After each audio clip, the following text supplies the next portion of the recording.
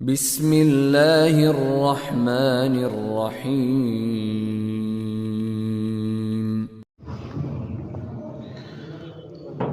السلام عليكم ورحمة الله وبركاته.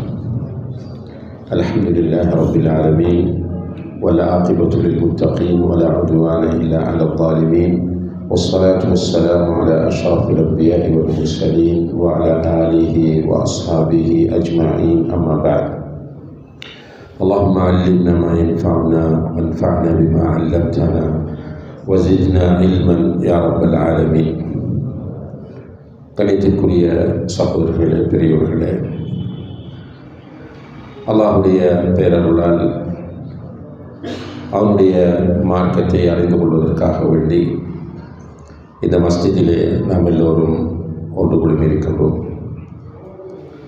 ஷேக் அவர்களுடைய சில முக்கியமான நசீகத்துகளை உருது தெரிந்தவர்கள் செவிமடுத்த நிலையிலே இரண்டாவது நிகழ்ச்சியாக இஸ்லாமிய கல்வி பற்றிய சில முக்கியமான குறிப்புகளை உங்களோடு பகிர்ந்து கொள்ள வேண்டும் என வேண்டப்பட்டிருக்கிறேன் இன்ஷா அல்லாஹ். அதற்கு முதல், காலை மாலை திக்ர் என்பது மிக முக்கியமான ஒன்றாகும். குர்ஆனில் அல்லாஹ் தஆலா வذாக்கிரீன அல்லாஹ கதீரன் வذாக்கிராத், அல்லாஹ்வை அதிகமாக திக்ர் செய்யக்கூடிய ஆண்கள், அதிகமாக திக்ர் செய்யக்கூடிய பெண்கள் என்று சிலரை சிறப்பாக அடையாளப்படுத்துகிறார். அவர்கள் யார் என்பதை பற்றி உலமாக்கள் கூறும்போது குறிப்பாக தொழுகைகளுக்கு பின்னால் உள்ள திக்ர்களை பேணி வருவார்கள். அதே போல் தூங்குவதற்கு முன்னால் உள்ள திக்ர்களை பேணி வருவார்கள். அதே போல காலை மாலை திக்ர்களை பேணி வருவார்கள். இந்த மூன்று நிலைகளிலும் உள்ள திக்ர்களை பேணி வரக்கூடியவர்கள் வذாக்கிரீன அல்லாஹ கதீரன் வذாக்கிராத், அல்லாஹ்வை அதிகமாக திக்ர் செய்யக்கூடிய ஆண்கள், அதிகமாக திக்ர் செய்யக்கூடிய பெண்கள் என்று அல்லாஹ் குறிப்பிடக்கூடிய கூட்டத்தில் அவர்கள் இருப்பார்கள் என்று உலமாக்கள் குறிப்பிடுகிறார்கள். இப்போ நம்மளில் யார் இதை ரெகுலராக செய்து வருகிறோம்?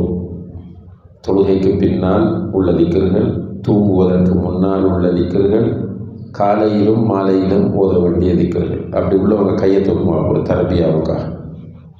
ரெகுலராக இதை ஓதி வரக்கூடியவர்கள் மாஷா அல்லாஹ் 3 பேர் இருக்கிறாங்க அதில், அல்ஹம்துலில்லாஹ். மற்றவங்க ட்ரை பண்ணணும் என்றால் கஷ்டமில்லாத விஷயங்கள், கவனம் இல்லாமல் விடப்படக்கூடிய விஷயங்கள், உள்ளத்தில் நிறைய நல்ல மாற்றங்களை தரக்கூடிய விஷயங்கள், அதே டைமில் வாழ்க்கையில் நமக்கு நிம்மதியையும் பாதுகாப்பையும் தரக்கூடிய அம்சங்கள் தான் இவை. எனவே அவற்றை ப்ராக்டிஸ் பண்ணுவோம் இன்ஷா அல்லாஹ். ஒன்றையிலிருந்து ஆரம்பிப்போம். மாலையில் ஓத வேண்டிய திக்ர்களுடைய நேரம் என்னென்றால் அசர் தொழுகையிலிருந்து மக்ரிப் வரைக்கும். காலையில் ஓத வேண்டிய திக்ர்கள் ஃபஜ்ர் தொழுகையிலிருந்து சூரியன் உதிக்கும் வரைக்கும். ரெகுலராக ஓதி வருகிற ஒருவர் இதை வேலைப்பழுக்கள் அல்லது தவிர்க்க முடியாத காரணங்களால் விட்டால் லேட்டாகியும் செய்யலாம். ரைட். அதே நேரத்தில் தூங்குவதற்கு முதல் ஓத வேண்டியது தூங்குவதற்கு முதல் தான் ஓத வேண்டும். தொழுகைக்கு பின்னால் ஓத வேண்டியது தொழுது முடிந்த பிறகுதான் ஓத வேண்டும். இப்போ மாலையில் ஓத வேண்டிய திக்ர்களை பொறுத்தவரையில் சிலவற்றை நான் இப்போது உங்களுக்கு சொல்லித் தருகிறேன். என்னோடு சேர்ந்து சொல்லுங்கள் இன்ஷா அல்லாஹ். இன்றிலிருந்து அதை நடைமுறைப்படுத்த முயற்சியுங்கள். ஹிஸ்னுல் முஸ்லிம் அல்லது தமிழில் பிரார்த்தனை பேழை ஏதாவது ஒரு பேரில் இந்த புக் எழுதி பிஸ்மில்லாஹில்லதி லா யதுர்ரு மஅ இஸ்மிஹி ஷைஉன் ஃபில் அர்தி வலா ஃபிஸ் ஸமா வஹுவஸ் ஸமீஉல் அலீம். பிஸ்மில்லாஹில்லதி லா யதுர்ரு மஅ இஸ்மிஹி ஷைஉன் ஃபில் அர்தி வலா ஃபிஸ் ஸமா வஹுவஸ் ஸமீஉல் அலீம். பிஸ்மில்லாஹில்லதி லா யதுர்ரு மஅ இஸ்மிஹி ஷைஉன் ஃபில் அர்தி வலா ஃபிஸ் ஸமா வஹுவஸ் ஸமீஉல் அலீம். 3 times. இதை 3 தடவை ஓதினால் அன்றைய நாளில் அல்லாஹுடைய உதவியை கொண்டு அவருக்கு எந்த தீங்கும் ஏற்படாது. ஹதீஸ் எனது அல்லாஹுடைய பெயரை கொண்டு ஆரம்பிக்கிறேன். பிஸ்மில்லா அல்லது லா யதுர்ரு மஅ இஸ்மிஹி ஷைஉன் ஃபில் அர்தி வலா ஃபிஸ் ஸமா. அவனுடைய பெயரை கொண்டு ஆரம்பித்தால் பூமியிலோ வானத்திலோ அவனுக்கு எந்த தீங்கும் ஏற்படாது. அந்த அல்லாஹ் வஹுவ ஸமீஉல் அலீம், சமீஆகவும் அலீமாகவும் இருக்கிறார். அல்லாஹும்ம பிக அம்சைனா வபிக அஸ்பஹ்னா வபிக நஹ்யா வபிக நமூது வ இலைக்கல் மஸீர். இது ஒரு தடவைனா போதும்.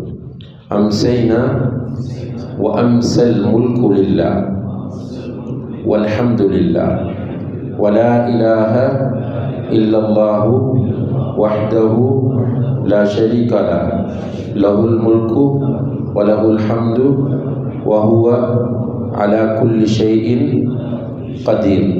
ரப்பி அஸ்அலுக خير ما في هذه الليلة وخير ما بعدها وأعوذ بك من شر ما في هذه الليلة وشر ما بعدها. اللهم إني أعوذ بك من الكسل وسوء الكبر وعذاب في القبر وعذاب في النار. إذا تدور اللهم إني أسألك العافية في الدنيا والآخرة. اللهم إني أسألك العفو والعافية في ديني ودنياي وأهلي ومالي. اللهم استر عوراتي وآمن روعاتي. اللهم احفظني من بين يدي ومن خلفي وعن يميني وعن شمالي ومن فوقي وأعوذ بعظمتك أن أغتال من تحتي. إذ مرتلى. اللهم أنت ربي لا إله إلا أنت خلقتني وأنا عبدك وأنا على عهدك ووعدك ما استطعت. أعوذ بك من شر ما صنعت. أبوء لك بنعمتك علي وأبوء بذنبي فاغفر لي فإنه لا يغفر الذنوب إلا أنت. இதுக்கு என்ன பேர்? சையதுல் இஸ்திக்ஃபார். இது நம்ம மன உறுதியோடு மாலையில் ஓதி காலையாவதற்குள்ள வஃபாத்தான சுவர்க்கம் இன்ஷா அல்லாஹ். காலையில் ஓதி மாலையாவதற்குள்ள மௌத்தானால் சுவர்க்கம்.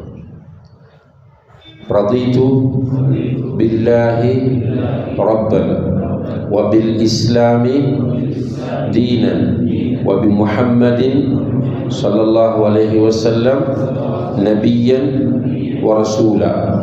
رضيت بالله ربا وبالإسلام دينا وبمحمد صلى الله عليه وسلم نبيا ورسولا. رضيت بالله ربا وبالإسلام دينا وبمحمد صلى الله عليه وسلم نبيا ورسولا. 3 times. أعوذ بكلمات الله تامات من شر ما خلق. أعوذ بكلمات الله تامات من شر ما خلق. أعوذ بكلمات الله தாம்மதி மின் ஷர்ரி மா ஹலக். இதோட அர்த்தம் என்னென்றால், அல்லாஹுடைய எல்லா பூரணமான பெயர்களை கொண்டும் அவன் படைத்தவற்றின் தீங்கிலிருந்து பாதுகாப்பு தேடுகிறேன். அல்லாஹுவின் அனைத்து பூரணமான வார்த்தைகளை கொண்டும் அவன் படைத்தவற்றின் தீங்கிலிருந்து பாதுகாப்பு தேடுகிறேன்.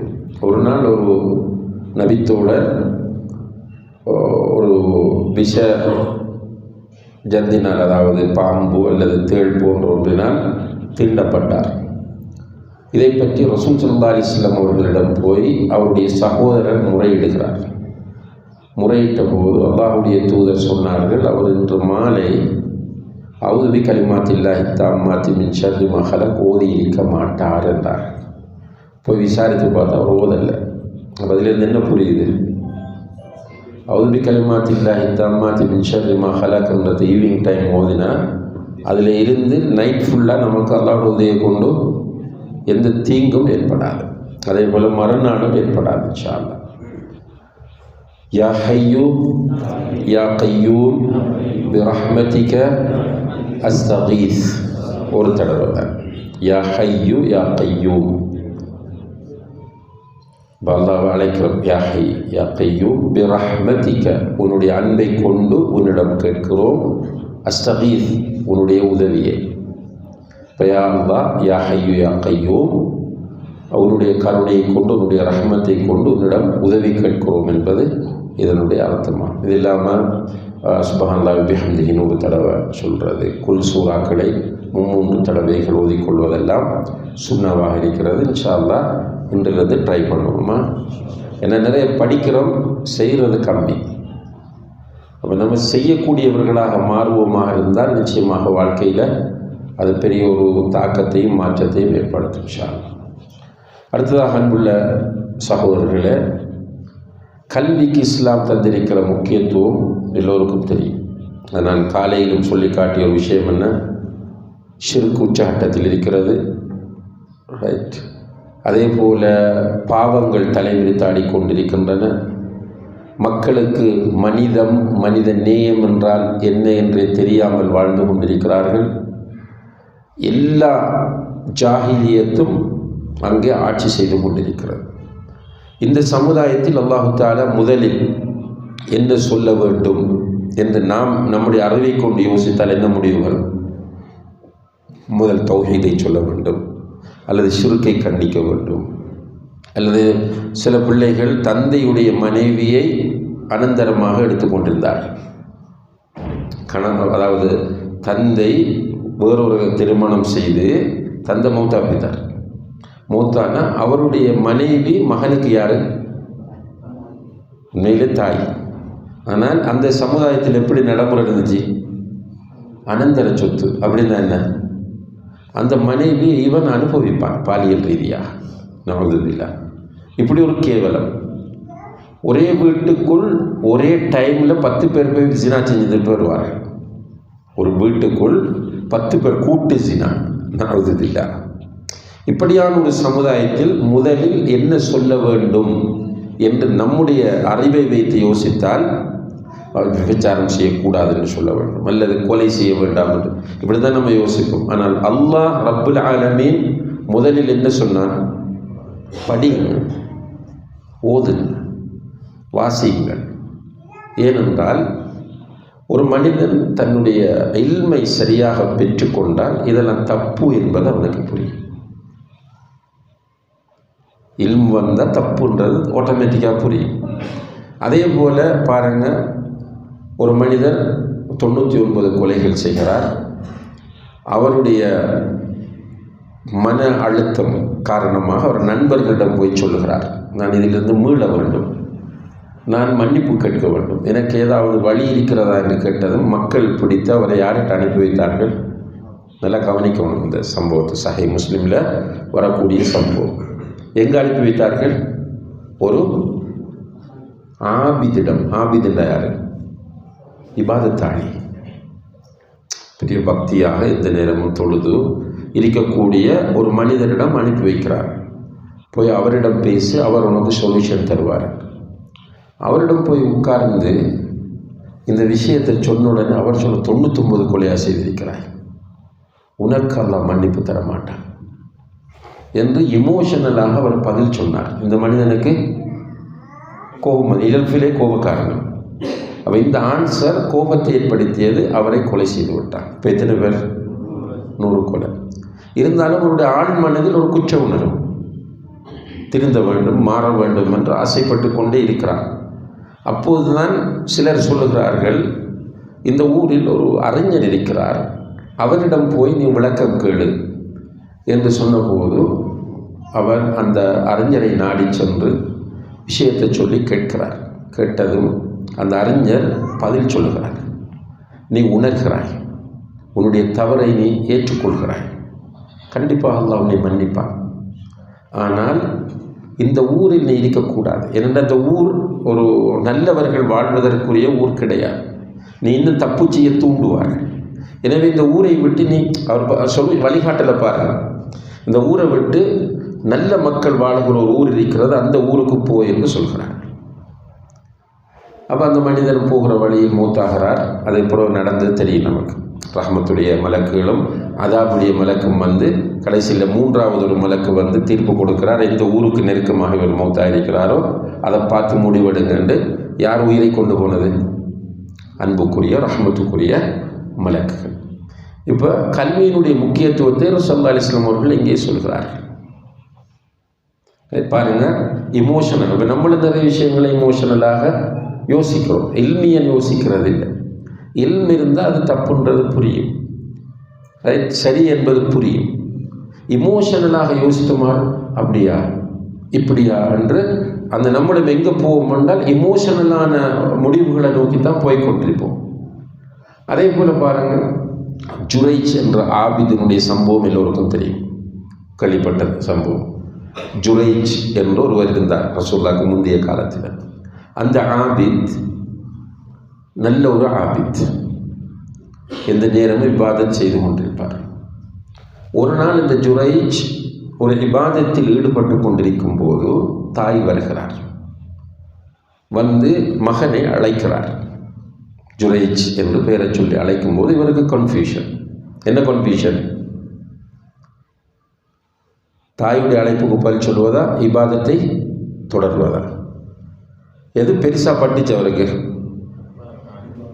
இபாதத், அல்லாஹ்வுடைய விஷயம்தான் முக்கியம், அதுக்கப்புறம் தாய் என்று தாயுடைய அழைப்புக்கு பதில் சொல்லாமல் தொழுது கொண்டே இருக்கிறார், இபாதத்திலேயே இருக்கிறார்.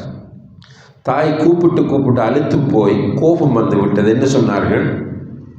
எல்லா தாய்மாரையும் போல கோபத்தில் திட்டிடுறாங்க, நீ ஒரு விபச்சாரியை சந்திக்காமல் மூத்தாக மாட்டாய் அப்படின்ற சாபம் விட்டுட்டாங்க, நீ ஒரு விபச்சாரியை சந்திப்பாய். இப்போ இந்த அடிப்படையில் இந்த ஜுரைஜ் அவர் இபாதத்துகளை செய்து கொண்டிருக்கும் போது இந்த ஏரியாவில் உள்ள ஒரு ஆடு மேய்க்கக்கூடிய பெண்மணி கற்பமாகி விடுகிறாள் விபச்சாரத்தின் மூலம். கற்பமானால் இந்த பெண்ணுடைய இந்த நிலைக்கு யார் காரணம் என்று ஊர் மக்கள் தேட ஆரம்பித்தார். இப்போ வந்து இந்த பெண்ணை பிடித்து மிரட்டி, யார் உன்னை இந்த நிலைக்கு ஆளாக்கியது, உன்னோட விபச்சாரம் செய்தவன் யார் என்று கேட்டபோது அந்த பெண் யோசித்தாள், நாம் ஜுரைஜை சொன்னால் விட்டு விடுவார்கள், என்ற ஜுரைஜ் நல்ல மனிதர் தானே, நமக்கும் ஒரு ப்ரெஸ்டீஜ் அதில் வரும் என்று ஜுரைஜுடைய பெயரை சொல்லிவிட்டான். சொன்னால் சமுதாயத்தில் ஒரு பெரிய ஒரு பிரச்சனை இருக்கிறால், கெட்டவர் என்ன செய்தாலும் பிரச்சனை இல்லை, அதை சும்மா கண்டுக்காம விட்டுட்டே போயிடுச்சு. நல்லவன் ஒரு சின்ன மிஸ்டேக் விட்டாலும் அதை பெரிதுபடுத்தும். இது உலகத்தில் ஒரு அல்லாஹ்வுடைய சுன்னத். இப்போ இந்த ஜுரைஜ் இப்படி பண்ணி விட்டாரா என்று உடனே மக்கள் உணர்ச்சி வசப்பட்டார்கள். பட்டு பூந்து அவருடைய வீட்டுக்குள் நுழைந்து அடித்து அவருடைய அந்த வணக்க ஸ்தலத்தை உடைத்து விட்டு வந்து விட்டார். அதற்கு கொஞ்ச நாளைக்கு பிறகு அந்த பெண்மணி குழந்தை பெறுகிறாள். அந்த குழந்தை பேசியது. இது உலகத்தில் பேசிய 3 குழந்தைகளில் ஒன்று. இந்த குழந்தை பேசிய அந்த குழந்தை சொன்ன மெசேஜ் என்ன? என்னுடைய தந்தை ஜுரைஜ் அல்ல, இந்த பகுதியில் ஆடு மேய்க்கிற இன்னார் தான் என்னுடைய தந்தை என்று விபச்சாரத்திற்கு காரணமானவனை அந்த குழந்தை காட்டி கொடுத்தது. அதற்கு பிறகு மக்கள் ஃபீல் பண்ணுறாங்க, அவசரப்பட்டு விட்டோம் என்று ஃபீல் பண்ணுகிறார்கள். ஃபீல் பண்ணி ஜுரைஜிடம் வந்து மன்னிப்பு கேட்டு அவருடைய வணக்க ஸ்தலத்தை இருந்ததை விட சிறப்பாக கட்டி கொடுத்தார்கள் என்று இந்த செய்தியை நபி ஸல்லல்லாஹு அலைஹி வஸல்லம் அவர்கள் சொல்லுகிறார்கள். இந்த ஹதீஸை அறிவிக்கிற ராவி சொல்லுகிறார், இந்த ஹதீஸ் அறிவிக்கிற ராவிகளில் ஒருவர் சொல்லுகிறார், லவ் கான ஜுரைஜுன் ஆலிமன் லஅஜாப தஅவத உம்மிஹி. அல்லாஹு அக்பர். ஜுரைஜ் ஒரு விவரமுள்ள மார்க்க அறிவுள்ள ஒருவராக இருந்திருந்தால் தாயின் அழைப்புக்குத்தான் பதில் சொல்லி இருப்பார். அவருக்கு இல்மில்லாததுனால வந்த பிரச்சனை என்று சொல்கிறார்கள். இப்போ இன்றும் நம்முடைய சமுதாயத்தில் இல்மில்லாததினால்தான் வழிகேடுகள் வேகமாக பரவுகின்றன. பக்தி, அந்த பித்அத் செய்கிறவர்கள் யாரும் பாவம் என்று நினைத்து பித்அத் செய்வதில்லை. நன்றாக அதை புரிந்து கொள்ளுங்கள். பித்அத்துக்கள் செய்கிற யாருமே அதை ஒரு பாவம் என்று அறிந்த நிலையில் பித்அத் செய்வதில்லை. பாவம் என்று நினைச்சிட்டு யாராவது செய்வானா? இல்லை. நன்மை என்று நினைத்துத்தான் செய்கிறார்கள். நன்மை என்று அவர்கள் நினைத்து செய்வதற்கு காரணம் என்ன? இல்மில்லை. இஸ்லாமிய அறிவு அவர்களிடம் கிடையாது. இப்போ இஸ்லாமிய அறிவினுடைய இல்மினுடைய முக்கியத்துவத்தை இப்படி பல கோணங்களில் நம்ம புரியலாம். அல்லாஹ் தஆலா நம்மை படைத்தது அவனை இபாதத் செய்வதற்கு. எப்படி இபாதத் செய்ய வேண்டும்? நம்ம நினைத்தபடி செய்வதா அல்லது அல்லாஹ்வுடைய தூதர் காட்டி தந்தபடி செய்வதா? அல்லாஹ்வுடைய தூதர் காட்டி தந்தபடி செய்ய வேண்டும். அல்லாஹ்வுடைய தூதர் காட்டி தந்தது எது என்பது எப்போது தெரியும்? தேடினால்தான் தெரியும். மக்கள் யாரை படிக்கிறாங்க? பெரும்பாலான மக்கள் தேடுவதில், அதாவது கல்வியை பொறுத்தவரையில் அன்புள்ள சகோதரர்களே, பல நிலைகள் அதற்கு இருக்கிறது. ஒன்று ஆலிமாகுவதற்கு படிப்பது. அது எல்லோராலும் சாத்தியமில்லை. எல்லோரும் ஆலிமாக போனால் பிஸ்னஸ் பார்க்குறது யார்? நமக்கு இறைச்சி தாரது யார்? நம்மளோட கிணற தோன்றது யார்? வீட்டை கட்டுறது யார்? நமக்கு கார் தாரது யார்? வாழ்க்கைக்கெல்லாம் தேவையா இல்லையா? மருந்து தாரது யார்? அதுக்கும் கொஞ்சம் பேர் படிக்கத்தான் வேண்டும். அப்போ ஆலிமாக படிப்பது என்பது அது ஒரு டீம், கொஞ்சம் பேர். அதனால் அல்லாஹ் சொல்லும்போது ஃபலவுலா நஃபர மின் குல்லி ஃபிர்கத்தின் மின்ஹும் தாயிஃபத்தும் லியத்தஃபக்கஹு ஃபித்தீன். அவர்களில் ஒரு கூட்டம் அல்லாஹ்வுடைய மார்க்கத்தை கற்றுக்கொள்வதற்காக வேண்டி புறப்பட வேண்டும் என்கிற கருத்தை இந்த வசனத்தில் அல்லாஹ் சொல்கிறார். அப்போ ஆலிம்களாகுவது என்பது எல்லோருடைய வேலையும் கிடையாது. நான் ஏற்கனவே காலையில் சொன்னது போல சஹாபாக்கள் எல்லோரும் ஆலிம்களா? இல்லை. கிட்டத்தட்ட லட்சத்தை தாண்டிய சஹாபாக்கள் இருந்திருக்கிறார்கள் ரசூலுல்லாஹி அலைஹி வஸல்லம் காலத்தில். இப்போ சில வரலாற்று குறிப்புகள், ஹதீஸில் இல்லை, வரலாற்று குறிப்புகளில் ரசூலுல்லாஹோட ஹஜ்ஜியை போகிறவங்க எத்தனை பேர்? 1,00,000க்கும் மேற்பட்டவர். அப்போ அவர்கள் அவ்வளோ பேருமே சஹாபாக்கள். இப்போ சஹாபாக்கள் லட்சத்தை தாண்டியவர்கள். ஆனால் எல்லா சஹாபாக்களும் ஆலிம்களாக இருந்தார்களாண்டாக்க இல்லை. ஹதீஸ்கள் அறிவித்த சஹாபாக்கள் யார்? அபூ ஹுரைரா எப்போ இஸ்லாத்துக்கு வந்தார்? ஹிஜ்ரி 6. சுப்ஹானல்லாஹ். இப்போ ரசூலுல்லாஹி அலைஹி வஸல்லம் வஃபாத் ஆகுவதற்கு சுமார் ஒரு 4 வருடங்களுக்கு முதல்தான் அவர் இஸ்லாத்துக்கு வந்தார். அவர் தான் கூடுதல் ஹதீஸ் அறிவிக்கிறார். ரசூலுல்லாஹி அலைஹி வஸல்லுடைய மனைவிமார் எத்தனை பேர்? 11 பேர். யாரு கூட ஹதீஸ் அறிவிச்சாங்க? ஆயிஷா நாயகி. மற்ற சஹாபி மனைவிமார் ஹதீஸை பார்த்தா 1-2 தான் இருக்கு. எல்லோருக்குமே தெரிந்த ஒரு சஹாபி தான் யாரு? ஹாலித் இப்னு வலீத் ரலியல்லாஹு அன்ஹு. அவர் அறிவித்த ஹதீஸ் எத்தனை? 7 அல்லது 8 ஹதீஸ் தான். சுப்ஹானல்லாஹ். அப்போ நம்மளோட கன்செப்டுகள், சில சிந்தனைகள் நிறைய தெளிவுபடுத்தப்பட வேண்டிய நிலையில் இருக்கணும். எல்லோரும் ஆலிமாக வேண்டும், எல்லோரும் ஆலிமாக வேண்டும். இப்போ இந்த தரிசில் கலந்து கொள்வது பெரிய ஒரு இபாதத்தா இல்லையா? ரைட். நான் வந்து உட்கார்ந்து டெய்லி கிளாஸ் எடுக்கிறேன், வந்து படிப்பது பறக்கத்தா இல்லையா? பறக்கத். அதற்காக கிளாஸில் கலந்து கொள்கிற எல்லோருமே ஆலிமாக முடியுமா? முடியாது. இப்போ ஆலிமாகுவதற்கான கல்வி தேடல் என்பது அது ஒரு பகுதி. ரைட். அது ஒரு பெரிய விஷயமும் ஆழமானதும் நீளமானதும். அதே டைமில் ஒவ்வொரு முஸ்லீமும் கல்வி தேட வேண்டும். இப்போ உங்களுக்கு தேவையான சில கல்விகள் இருக்கின்றன, அதை நீங்கள் தேடிக்கொள்ளத்தான் வேண்டும். கட்டாயம் நீங்கள் தெரிய வேண்டிய கல்வி. உதாரணம், உதாரணம் இந்த கல்வியை தேடுவோம், தொழுகையுடைய சட்டங்கள்.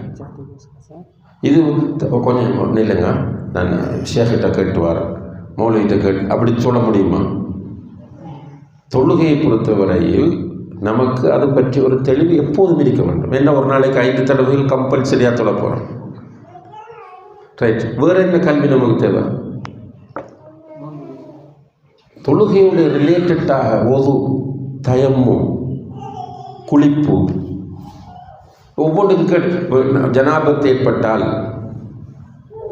ஜனாபத் பெருந்தொடக்கு ஏற்பட்டால் குளிக்க வேண்டுமா என்று கேட்டால் தெரியும், குளிக்க வேண்டும். பெருந்தொடக்கு ஏற்பட்டவர் எதை செய்யலாம், எதை செய்யக்கூடாது, ஒவ்வொன்றுக்கும் கோல் கேட்டிருக்கலாம். நம்ம ஃபோன் போட்டு யூடியூப்பில் போய் தேடி பார்க்கலாம். இதனால் எச்சரிக்க வேண்டும். அப்போ குளிப்பது எப்படி, ஒது செய்வது எப்படி, தயமம் செய்வது எப்படி, எந்த நிலையில் தயமம் செய்யலாம், ரைட்? ஒதுவை முறிக்கும் கர்மங்கள் என்ன, தொழுகையை பாழாக்கக்கூடிய விஷயங்கள் என்ன, இது ஒவ்வொரு முஸ்லிமுக்கும் தெரிந்திருக்க வேண்டிய விஷயங்கள், ரைட்? இது போல அல்லாஹுடைய விஷயங்கள், அல்லாஹுவை பற்றியான முஜ்மல், ஈமான் முஜ்மல் என்று சொல்வார். ஈமான் முஜ்மல் அப்படின்னா நான் இந்த கேள்விகள் எதுக்கு கேட்குறேன்னா 2 நோக்கம். ஒன்று, பயானை பண்ணிட்டு இருந்தால் கன்சன்ட்ரேஷன் அங்கும் இங்கும் சிதறும். அப்போ கேள்வி கேட்டோம்னா கொஞ்சம் கவனம் இங்கே. 2வது, உங்களுக்கு உங்களை தெரிய வேண்டும். நான் யார் என்பது உங்களுக்கு புரியும். நம்மகிட்ட நினைப்பிரிக்கும் நான் பெரிய ஜாம்பவான் கல்வியில், நான் எல்லா பயான்களிலும் கலந்து கொள்பவன், எல்லா பயானும் கேட்டிருக்கிறேன் என்று நினைத்து கொண்டிருப்போம். அவன் இந்த கேள்விக்கு கூட நீங்கள் பதில் தெரியாமல் தானே நான் இருக்கிறேன் என்கிற ஒரு உணர்வு உங்களுக்கு வர வேண்டும். அதை வைத்து நீங்கள் என்ன செய்ய வேண்டும்? விரக்தி அடைந்து இது நம்மகிட்ட ஒன்றும் இல்லைன்னு ஓடி ஒதுக்க வேண்டுமா, இன்னும் திரும்ப கல்வியை தேட வேண்டுமா? கல்வியை தேடும். அதுக்காக வேண்டி தான் நான் இந்த கேள்விகளை கேட்பது. இப்போ ஈமான 2ஆக பிரிப்பாங்க. ஈமான் நம்ம பேசுகிறது உதுவும் இல்லை, பிறையும் இல்லை. என்ன பேசுகிறோம்? ஈமான். ஈமான் 2ஆக பிரிக்கப்படும். ஒன்று ஈமான் முஜ்மல், இன்னும் ஒன்று ஈமான் முஃபஸ்ஸல். ஈமான் முஜ்மல் என்றால் ஈமான் இன் பிரீஃப், சுருக்கமான ஈமான். ஈமான் முஃபஸ்ஸல் என்றால் ஈமான் இன் டீட்டெயில்ஸ். டீட்டெயில்ஸான ஈமானை பற்றிய நாலேஜ் எல்லாருக்கும் இருக்கணும் என்று எதிர்பார்க்கறது தப்பு. இப்போ நான் பேசினேன் காலையில் அல்லாஹுடைய 99 பேர்கள், 99 பேர்களையும் எல்லா பொதுமக்களும் போய் கிளாஸில் உட்கார்ந்து பாடமாக்கி எடுக்கணும் என்று எதிர்பார்க்கறது கஷ்டம். ஆனால் அல்லாஹுக்கு 99 திருநாமங்கள் இருக்குன்னா அதில் இவையெல்லாம் இம்பார்ட்டன்ஸ் ஆனவை என்ற ஒரு ஜென்ரலான நாலேஜ் இருப்பது அவசியம்.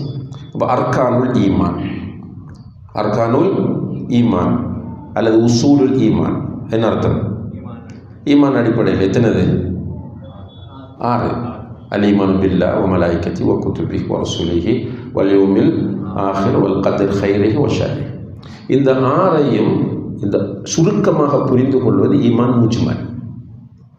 இது எல்லா முஸ்லீமுக்கும் இருக்க வேண்டும். சும்மா மூட நம்பிக்கை போல முஸ்லீமாக இருந்துவிட்டு போக முடியாது. மலக்குகளை பற்றி பேசிக் நாலேஜ் எதுவுமே இல்லை, மூமினாக முடியுமா? முடியாது. வேதங்களை பற்றி பேசிக் நாலேஜ் இல்லை, மூமினாக முடியுமா?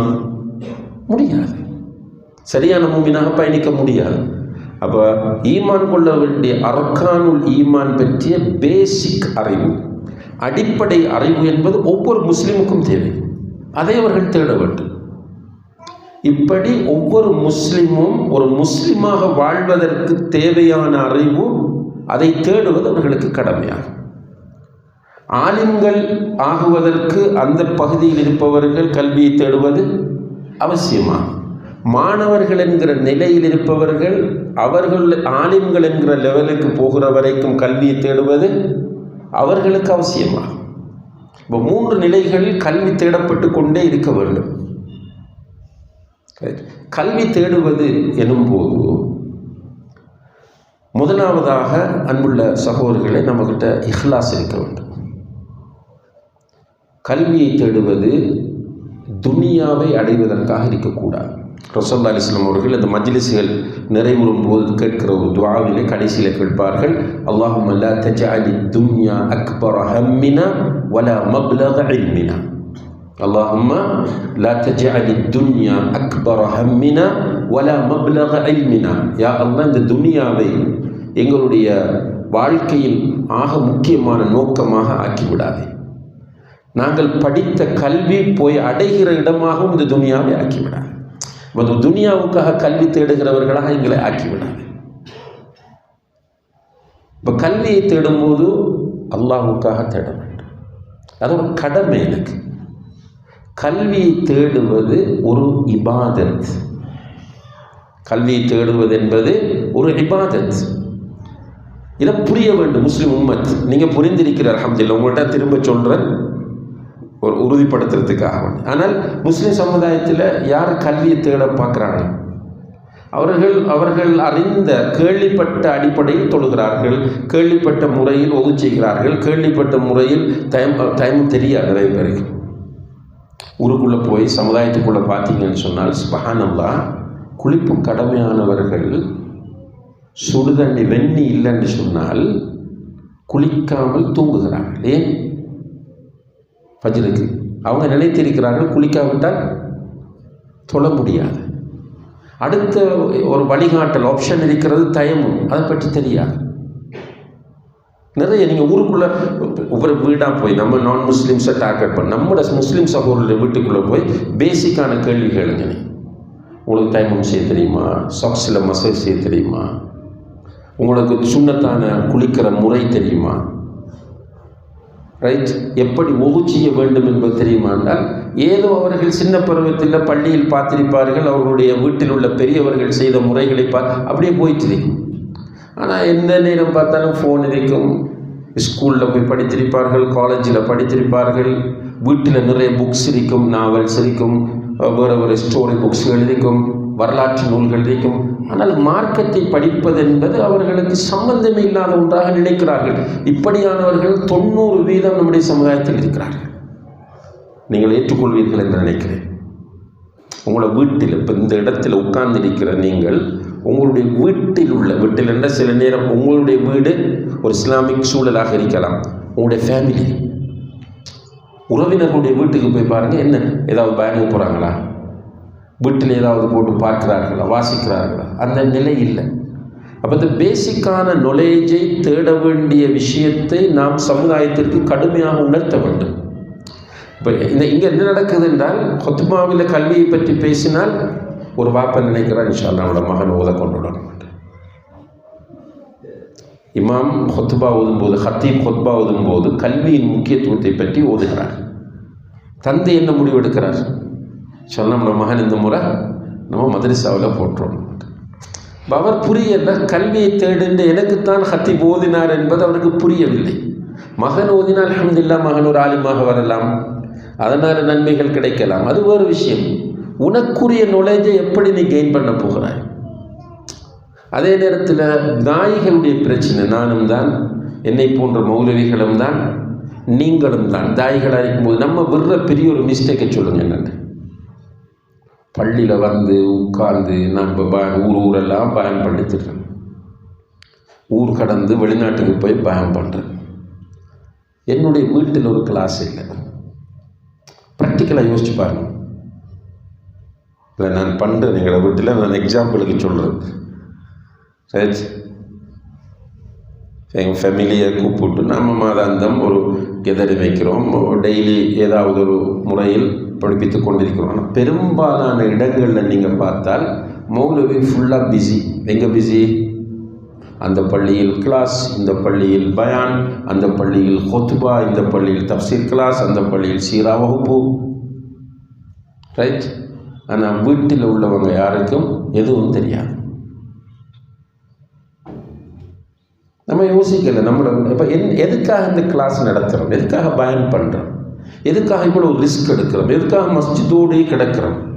நம்மளோட பாப்பாவுக்கு தெரியாது, நம்மளோட உமாவுக்கு தெரியாது. அல்லாவை பற்றி உமாக்கு தெரியாது, வாப்பாக்கு தெரியாது. அல்லாஹ் எங்கே இருக்கிறான் என்பது உமாக்கு தெரியாது, வாப்பாக்கு தெரியாது. என்னுடைய உடன் பிறந்த சகோதர சகோதரிகள் சகோதரிகளை பார்த்தா வயிற்றை காட்டிட்டு திரிகிறாங்க, கழுத்தை காட்டி திரிகிறாங்க, தலையை திறந்துட்டு திரிகிறாங்க, அந்நிய ஆண்களோடு சகஜமாக பழகிறாங்க. வீட்டில் பார்த்தா இந்த நேரமும் சினிமா, பாடல், இசை என்று போய்கொண்டிருக்கிறது. வட்டி அல்லது ஹராமான கொடுக்கல் வாங்கல்கள் நடந்து கொண்டிருக்கின்றன. குர்ஆன் ஓதுவது கிடையாது, ஓத தெரியாது. இப்படி நம்முடைய வீடும் நம்முடைய குடும்பமும் இருக்கும்போது நம்ம வெளியில் மஸ்ஜித் தாவா எதுக்கு பண்ணுறோம்? என்ன நோக்கம்? நம்மளோட ஒரு இன்ட்ரெஸ்டிங்காக இது ஒரு ட்ரெண்டா? அப்போ கல்வி தேடல் எதற்காக நம்ம புரியணும். இன்னும் ஒரு பக்கம் குடும்பத்தை பாருங்கள். மௌலவி உருவாக்கி கொத்பாவை விடுறாங்க. வாப்பா என்ன செய்வாருன்னா பள்ளியில் சண்டை போடுவார். என் மகன் மௌலவியாய் வந்துட்டான், ப்ரோக்ராம் கொடுங்க, கொத்பாக்கு வர போடுங்க, பயன்படுத்துங்க. பள்ளியில் தான் பயன்படுத்தணும்னு எங்கப்பா இருக்கு, நீ பயன்படுத்தலாம் உன்னுடைய வீட்டில். ரசூலுல்லாஹி அலைஹி வஸல்லம் முதல்ல என்ன பண்ணினாங்க? குடும்பத்தவர்கள் எல்லாரையும் கூப்பிட்டாங்க. ஒரு இடத்துல கூப்பிட்டு மெசேஜை கன்வே பண்ணுறாங்க. என்னை அல்லாஹ் ரசூலாக அனுப்பியிருக்கிறார். ரைட்? அல்லாஹ்வை பயப்படுங்கள், மறுமையை பயப்படுங்கள். ஃபாத்திமாவை உனக்கு தேவையானதை இப்போ கேட்டுக்கினேன். எந்த கோத்திரத்தினரே, என்னுடைய சாட்சாவை உங்களுக்கு தேவை, நான் மறுமையில் யாருக்கும் எந்த எதுவும் செய்ய முடியாது. இதைத்தான் முதல் சொன்னான். அல்லாஹ் என்ன சொன்னான்? وَأَنذِرْ عَشِيرَتَكَ الْأَقْرَبِينَ. உன்னுடைய நெருக்கமான உன்னுடைய குடும்பத்தினருக்கு நீ அச்சமூட்டி எச்சரிக்கை செய். ரைட்? அப்போ தாயிகள் அவங்களும் அவங்களோட ரோலை மிஸ் பண்ணுறாங்க. தாயிகளை உருவாக்கியவர்கள் ஆலிம்களை. ஊரில் மதரசாக்கள் இருக்கின்றன. மதரசாவில் ஒன்று பிள்ளை விட்டு ஆலிமாக்கி, என்ன மகன் ஆலிம், என்ன மகன் ஆலிம். உங்களோட மகன் ஆலிம் ஹைர் என்ன பண்ணுறார்? அவர் அஹ்லே ஹதீஸ் பள்ளியில் கிளாஸ் எடுக்கிறார், இந்த பள்ளியில் இமாம் இருக்கிறார். ரைட்? உங்கள் வீட்டில் உங்களோட ஒய்ஃபுக்கு என்ன படித்து கொடுத்தார்? அவருடைய தாய்க்கு அவர் என்ன சொல்லி கொடுத்தார்? அவருடைய தாய்க்கு அத்தஹியாத் சரியாக பாடமா? அவருடைய தாய்க்கு சய்யிதுல் இஸ்திக்ஃபார் பாடமா? உங்களுக்கு ருக்குவுக்கும் அதாவது 2 சுஜூதுகளுக்கு இடையில் ஓதுகிற துவா உங்களுக்கு பாடமா? ஏன் உங்களோட மகன் உங்களுக்கு சொல்லித்தரல இந்த துவாவை? சாப்பிட்டுட்டு ஓதுகிற துவா உங்களுக்கு தெரியுமா? ஏன் உங்களோட ஆலிம் மகன், இந்த உலகத்துக்கே ஒரு பெரிய கம்பீரமான தாயாக திகழக்கூடிய மகன் உங்களுக்கு சாப்பிட்டு விட்டு ஓதக்கூடிய துவாவை கற்றுத்தரவில்லை? யோசிக்கணுமா இல்லையா? இப்போ கல்வி தேடல் என்கிற விஷயத்தை நான் சொன்ன அந்த கேட்டகரியை பிரிச்சு, ஆலிமாகறதுக்கு படிக்கிறது வேறு. ஆனால் ஒவ்வொரு முஸ்லீமும் படிக்க வேண்டிய கல்வி நிறைய இருக்கிறது. அந்த கல்வியை தேடுகிற விஷயத்தில் பெரிய பொடுபோக்கு நம்மிடம் இருக்கிறது. அதுவும் நம்மிடத்தில் வழிகேடுகளும் குழப்பங்களும் வருவதற்கு மிக முக்கியமான காரணமாக இருக்கிறது. என்னென்னா நம்மகிட்ட இல்ம் இல்லை. இயல்பிலேயே நம்மிடத்தில் ஆத்துஃபியா என்று ஒன்று இருக்கிறது. ஆத்துஃபியான்னு இமோஷன். இதெல்லாம் வைத்து படைத்திருக்கிறான். ஒரு இடத்துல போய் நிற்கும்போது அந்த இடத்தில் ஒரு பிரச்சனை நடக்கிறதுனால் நமக்கு கோபம் வரும். இது இயல்பு. மையத்து வீடுக்கு போனவங்க எல்லோரும் அழும்போது நமக்கும் அழுக வரும். இது இமோஷன். இதே போல் நமக்கு சில டேஸ்ட் இருக்கிறது. ஒரு அழகு ஒரு டேஸ்ட் இருக்கிறது. இப்போ உதாரணமாக ஒரு பொலிட்டீஷியன் பேசுகிறார். அவர் பேசும்போது அவர் முன்வைக்கிற ஸ்டைல், அவருடைய குரலில் காணப்படக்கூடிய கம்பீரம் அப்படியே அவரையே பார்த்து கொண்டிருக்க வைக்கிறதா இல்லையா? அவர் பேசி முடிந்ததும் நம்ம வரைக்கு தான் ஓட்டு போடணும்ன்ற ஒரு மனநிலை உருவாக்குதா இல்லையா? அவர் பேசுகிற பாருங்கள், இப்படி அநியாயம் நடக்கிறது, அப்படி அநியாயம் நடக்கிறது, அது இது என்று அவர் பேசும்போது அப்படி உணர்ச்சி பொங்க வருகிறது. அப்போ நம்ம என்ன முடிவு எடுக்கிறோம்? இந்த வாட்டி வருகுதான். ஏன் நீங்கள் சும்மா சாதாரணமாக வெரி ஈஸியான சிம்பிளான எக்ஸாம்பிள், ஃபுட்பால் இன்ட்ரெஸ்டானவங்களாக தான் இருப்பீங்க பெரும்பாலும்.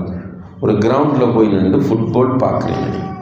நேரடியாக ஒரு கிரவுண்டில் ஃபுட்பால் மேட்ச் நடக்கிறது நீங்கள் பார்க்குறீங்க. என்ன பண்ணுவீங்க?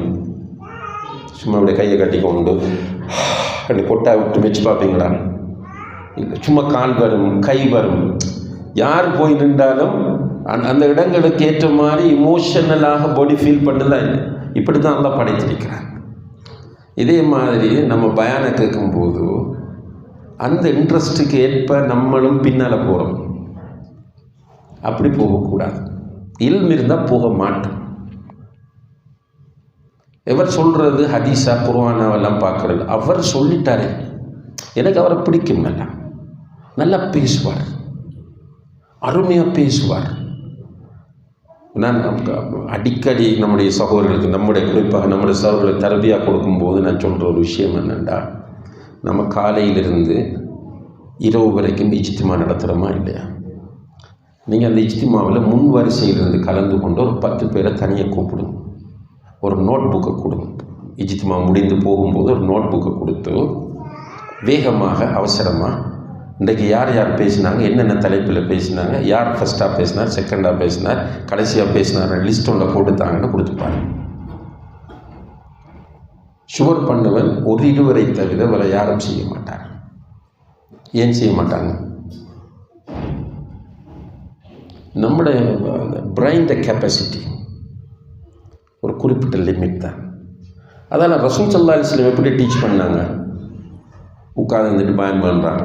இன்னமல் அமாலு பின்னியாத் வ இன்னமா லிகுல்லி இம்ரிஇம் மா நவா ஃபமன் கானத் ஹிஜ்ரத்துஹு இலல்லாஹி வ ரசூலிஹி ஃபஹிஜ்ரத்துஹு இலல்லாஹி வ ரசூலிஹி ومن كانت هجرته للدنيا يصيبها أو امرأة ينكحها فهجرته إلى ما هاجر إليه. பயன் முடிஞ்சு. இதை நான் கொஞ்சம் வேகமாக சொல்லிட்டேன். ரசூலுல்லாஹி ஸல்லல்லாஹு அலைஹி வஸல்லம் சொல்கிறது என்ன பண்ணுவாங்க சஹாபாக்கள்? ஒரு சிலர் குயிக்காக எழுதி கொள்வார், இன்னும் சிலர் சொல்லும் போதே இன்னமல்ல அமாலு பின்னியாத் பாடமாகி கொடுக்கும். இவ்வளவுதான் ரசூலோட கிளாஸ். அப்படி இல்லாச்சு மன் அமில அமலன் லைஸ அலைஹி அம்ருனா ஃபஹுவ ரத்துன். பயான் முடிச்சு. இது ஒரு பயான். நான் உட்கார்ந்து இப்போ ஷேக் பேசினாங்க, அசர் தொழுதுட்டு இருந்து அவரை முடிய நான் உட்கார்ந்து பேசுகிறேன், நீங்கள் அப்படியே கேட்டுட்டு இருக்கிறீங்க. என்ன நடக்குது? நம்ம ஏற்கனவே ஒரு பலவீனமான காலத்தில் வாழ்கிறோம். எல்லாருக்கும் ஜாயிண்ட் பெயின், இடுப்பு pain, right, sugar, diabetic, pressure. அதுலேயும் சிலர் என்ன பண்ணுவாங்கன்னா கத்தி அப்படி பேசும்போது நம்மளோட ப்ரெஷரும் கூடிடுச்சு. என்ன பேசினன்றது தெரியாது. ரிசல்ட் என்னன்னா ஒன்றுமே. ஆனால் கண்டிப்பாக நன்மதி. இந்த மஜ்லிஸில் இஹ்லாஸோடு வந்து உட்கார்ந்திருக்கும் வரைக்கும் மலக்குகள் துஆ செய்வாங்க இன்ஷா அல்லாஹ். அது கிடைக்கும். அதை நம்ம மறக்கவும் முடியாது, இல்லைன்னு சொல்லவும் முடியாது. ஆனால் நாலேஜ் வைஸ், அறிவு ரீதியாக, கல்வி ரீதியாக நமக்கு எது கிடைத்தது? ஒன்றும் இல்லை. ஏன்னா நம்ம குறிப்பெடுப்பதும் இல்லை, ரெக்கார்ட் பண்ணி திரும்ப வீட்டை கொண்டு போட்டு கேட்பதும் இல்லை. அப்போ கல்வி தேடலில் நிறைய மிஸ்டேக்ஸ் விடுறோம். நம்ம அந்த மிஸ்டேக் வந்து நம்மை வழிகேட்டுக்கு கொண்டு போய் சேர்க்கிறது. இப்போ பாருங்கள், நம்ம தமிழ்நாட்டில் தௌஹீத் பிரச்சாரத்தை முன்னெடுத்த சில சகோதரர்கள் இருந்தார்கள். அவர்கள் நல்லா தான் பேசிட்டு இருந்தாங்க. திடீர்னு அவங்களே மாறுறாங்க. எப்படி மாறுறாங்க? அறிவுக்கு ஹதீஸ் பொருந்தவில்லை, நடைமுறைக்கு ஹதீஸ் பொருந்தவில்லை, குர்ஆனுக்கு ஹதீஸ் முரண்படுகிறது என்று சொன்ன உடனே அந்த ஃப்ளோவில் நம்ம என்ன பண்ணிட்டு போகிறோம்? அப்படி போகிறோம். அதே நேரத்தில் நீங்கள் பாருங்கள், இவங்களோட இருந்த உலமாக்கள் யாராவது அவங்களோட போனாங்களா? நல்லா யோசிச்சு பாருங்கள். இப்போ ஹதீஸ்களை மறக்கிற, ஹதீஸ்களை ஃபுல்லாக இல்லை, பாட்லி ஒரு பகுதி குர்ஆனுக்கு முரண்படுகிறது, அறிவுக்கு முரண்படுகிறது, அல்லது நடைமுறைக்கு முரண்படுகிறது என்று ஹதீஸ்களை மறைச்சிட்டு வராங்க. இவங்க யாரோட சேர்ந்து தாவா பண்ணியிருந்தாங்க? எஸ்கே, ஷேக் இக்பால் மதனி, ஷேக் அப்துல் ஜலீல் மதனி, ஷேக் அப்துல் காதர் மதனி, இப்படியான உலமாக்கள். இவங்களில் யாராவது தடுமாறினார்களா? கூட சேர்த்து போனாங்களா? நல்ல நிதானமாக யோசிச்சு பாருங்கள். ஒருத்தர் தடுமாறவும் இல்லை, கொஞ்சம் கூட தடுமாற்றவர்களுக்கு வரல. முரண்படும் என்று சொன்னோடனே உடனே என்ன சொன்னார்கள்? நீ வழிகேட்டுக்கு போய்விட்டாய், அவுது பில்லாஹி மின்க். இதுதான் சொன்னாங்க. இதுதான் இல்முக்கும் ஆத்திஃபியத்திற்கும் உள்ள வித்தியாசம். அதே டைமில் அவங்களோடு இருந்த பேச்சாளர்களை பாருங்கள், ஆலிம்கள் அல்ல, அவங்க பேச்சாளர்கள். அந்த பேச்சாளர் என்ன பண்ணாங்க? பின்னால் போனாங்க. அப்போ இல்முக்கும் ஆத்திஃபியத்திற்கும் இடையில் கடும் வித்தியாசம் இருக்கிறது. இப்போ வேறு வழிகட்ட ஜமாத்துகள் இருக்கிறது. அந்த ஜமாத்துகளோடு உள்ள மக்கள் படிக்கும்போது என்ன பண்ணுறாங்க? அதிலிருந்து விடுதலையாகி வராங்களா இல்லையா? அப்போ இல்ம் என்பது மிக முக்கியமான ஒன்று என்பதை நாம் புரிந்து கொள்ள வேண்டும். அதே நேரத்தில் அன்புள்ள சகோதரிகளே, இல்மை தேடும்போது நான் சொன்னால் முதல் நம்மகிட்ட என்ன இருக்க வேண்டும்? இஹ்லாஸ். வேறு எந்த நோக்கம் இருக்கக்கூடாது. என்ற இல்முடைய நோக்கம் 2. ஒன்று ரஃபுல் ஜஹல் அன் நப்சிஹி, என்னிடம் இருக்கிற அறியாமை நான் போக்கணும். நான் எதுக்காக மார்க்கத்தை படிக்க வேண்டும்? நான் ஒரு மதரசாவில் படிக்கிறேன் போய், அல்லது உங்களோட மகனை கொண்டு போய் ஒரு மதரசாவில் அரபு கல்லூரியில் விட்டுரு, எதுக்கு அவன் மார்க்கம் படிக்க வேண்டும்?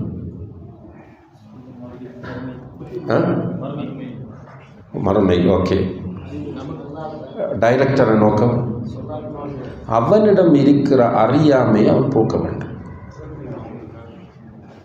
ரைட்? கல்வி தேர்றது இதுக்காகத்தான். என்னிடம் இருக்கிற என்ன, நான் படைக்கப்பட்டது எதுக்காக? அல்லாஹை வணங்குவதற்காக. எனவே அல்லாஹை பற்றி எனக்கு அறிவிக்க வேண்டும். அல்லாஹை எப்படி வணங்குவது என்ற அறிவு எனக்கு வர வேண்டும். அல்லாஹை எப்படி வணங்குவது என்கிற அறிவு எனக்கு வர வேண்டும். இது ஆக முக்கியமானது. இப்போ கல்வி தேடலில் பிரதானமான நோக்கம் அது நீங்கள் மஸ்ஜிதில் உட்கார்ந்து படிக்கிற கல்வியாக இருக்கலாம், அல்லது ஒரு புக்கில் படிக்கக்கூடிய கல்வியாக இருக்கலாம், அல்லது யூடியூப்பில் நீங்கள் படிக்கிற கல்வியாக இருக்கலாம், அல்லது ஒரு ஷேக்கிடம் படிக்கிற கல்வியாக இருக்கலாம், அல்லது ஒரு மதரசாவில் போய் படிக்கிற கல்வியாக இருக்கலாம், அல்லது மதீனா பல்கலைக்கழகத்திற்கு போய் படிக்கிற கல்வியாக இருக்கலாம். மார்க்க கல்வியை தேடும்போது முதல் இலக்கென்ன? அவரிடம் இருக்கிற அறியாமையை போக்க வேண்டும். இப்போ நமக்கு எவ்வளவு தேவையான விஷயம் இருக்கு. நமக்கு மார்க்க விஷயத்தில் காலையில் எழுந்ததிலிருந்து இரவு தூங்கச் செல்லுகிற வரைக்கும் ஒவ்வொரு முஸ்லீமுக்கும் நிறைய பிரச்சனை. நம்ம வாழும்போது முஸ்லீமாக வாழ வேண்டும். வலா தமூத்துன்ன இல்லா வஅன்தும் முஸ்லிமூன், முஸ்லீம்களாக அன்று நீங்கள் மரணித்தே விடாதீர்கள். அப்போ டெய்லி லைஃப்பில் எனக்கு நான் அறிய வேண்டிய நிறைய விஷயம் இருக்கு.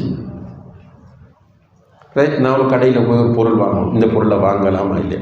ஒரு ஹோட்டலில் போய் தங்குறேன், அந்த ஹோட்டலில் எனக்கு ஒரு ஃபெசிலிட்டி கிடைக்குது, ஸ்பெஷல் ஆஃபர் ஒன்று கிடைக்குது. எனது ஸ்விம்மிங் பூல் ஃப்ரீ உதாரணம், அல்லது எனக்கு ஸ்பா ஃப்ரீ. அப்போ அந்த ஸ்பாக்குள்ளே போகிறேன், அங்கே போனால் இருக்கிறது லேடிஸ். இப்போ எனக்கு தெளிவு வேண்டும், நான் ஒரு முஸ்லீம் என்கிற மற்றவங்களோட விஷயத்தை விடுங்க. நேற்று கபருக்குள்ளே நான் உங்கள்கிட்ட கேள்வி கேட்குறேன், நீங்கள் நேற்று கேள்வி கேட்குறதா? இப்போ வாழ்கிறோம் அப்படித்தான். இவருக்கு நான் பயம். ஏன்? மார்க்க விஷயத்தில் இவருக்கு பயந்து வாழுவேன், இவருக்கு பயந்து வாழுவேன். என்ன மென்டாலிட்டி என்னென்னா, இவர் தான் கபருக்குள்ளே கேள்வி கேட்குற மாதிரி, அல்லது அவருக்கு என்ன பயம், நான் கபருக்குள்ளே அவர்கிட்ட கேள்வி இல்லை. கபருக்குள்ளே கேள்வி கேட்பது அல்லாஹ் போடக்கூடிய மலக்குகள் தான். என்ன கேள்வி கேட்பாங்க? மன் ரப்புக மா தீனுக மன் நபியுக். எனவே நான் கல்வியை தேட வேண்டும் இந்த பிரச்சனைக்கு தீர்வாகத்தான். இப்போ கல்வி தேடலின் முதலாவது நோக்கம் ரஃபுல் ஜஹல் அன் நஃப்ஸிஹி. கல்வியை நிறைய நான் தேடி கொண்டு வரும்போது கல்வி அதனுடைய நிசாபை அடையும். பொருளாதாரத்தை எதுக்காக தேடணும்? ஜக்காத்து கொடுக்கறதுக்கா இல்லை நமக்கா? நமக்கு தேடிக்கொண்டு வரும்போது நிறைய வந்துட்டு பொருளாதாரம் இப்போ என்ன பண்ணணும்? ஜக்காத்து கொடுக்கணும். அதே போல தான் கல்வியை தேடிக்கொண்டு வரும்போது கல்விக்குரிய ஜக்காத்தை கொடுக்கணும். அதுதான் மற்றவர்களுக்கு கற்றுக் கொடுப்பது. இப்போ படிக்கிறது எதுக்கு?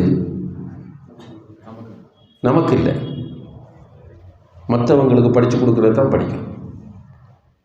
நம்மளோட லைஃப் எடுத்து பாருங்கள். வைஃப்கிட்ட, இந்த வைஃப்கிட்ட போய் கேட்டால் சொல்லுவாள் ஷேக் எப்படி இருக்கிறார். உம்மா கிட்ட போய் கேட்டால் சொல்லுவாள் மகன் எப்படி இருக்கிறார். பாப்பா கிட்ட போய் கேட்டால் சொல்லுவார்.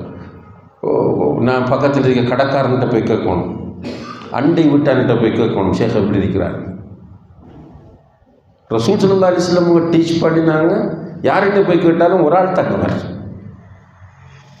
பள்ளிக்குள்ள ஒரு ரசூலாகவும் வைஃபுக்கிட்ட வேறு ரசூலாகவும் இருக்கலே. இப்போ இன்றைக்கு எந்த நிலைமை என்ன? வெளியில் மாஷா அல்லாஹ் நல்ல ஒரு தாய், மனைவி கிட்ட யார் கடுகடுப்பான கணவன். நிலைமை எப்படி இருக்கா இல்லையா? அண்டை வீட்டாரோடு அதனுடைய சிறப்பை பற்றி பேச சொன்னால் மாஷா அல்லாஹ் தபாரக்கல்லாஹ் எப்படியும் இருக்கும். ஒரு ஊரில் ஒரு பள்ளிவாசலுக்கு பொறுப்பான ஒரு மௌலவி சொன்னார், ஒரு மௌலவி நல்ல முறையில் ஹொத்பா ஓதுவாராம்.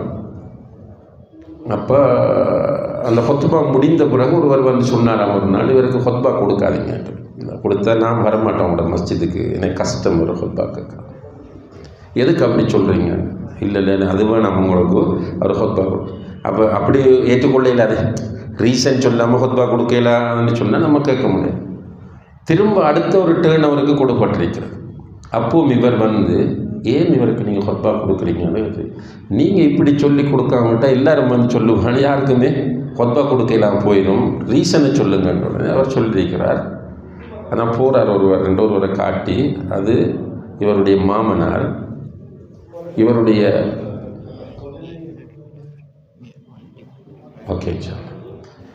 இவருடைய மனைவியை சீதனம் வரதட்சணை எதுவும் இல்லாமல் இவர் போய் கல்யாணம் முடிச்சுட்டு வந்து ஒரு வீட்டில், குடியிருக்க முடியாத ஒரு வீட்டில் அந்த பெண்ணை போட்டு நான் அந்த கொடுமைப்படுத்துகிறார். எப்படின்னா, ஏதாவது பிரச்சனை வந்தால் நீ என்னத்தை கொண்டு வந்தாய், நீ எதை கொண்டு வந்தாய் என்று கேட்டு கேட்டு மனைவியை கொடுமைப்படுத்தக்கூடிய ஒருவர், அது நீங்கள் எப்படி சொல்கிறீங்கன்னு கேட்டதுக்கு அவருடைய மனைவி என்னுடைய மனைவியின் சகோதரி என்று சொல்லியிருக்கிறார்.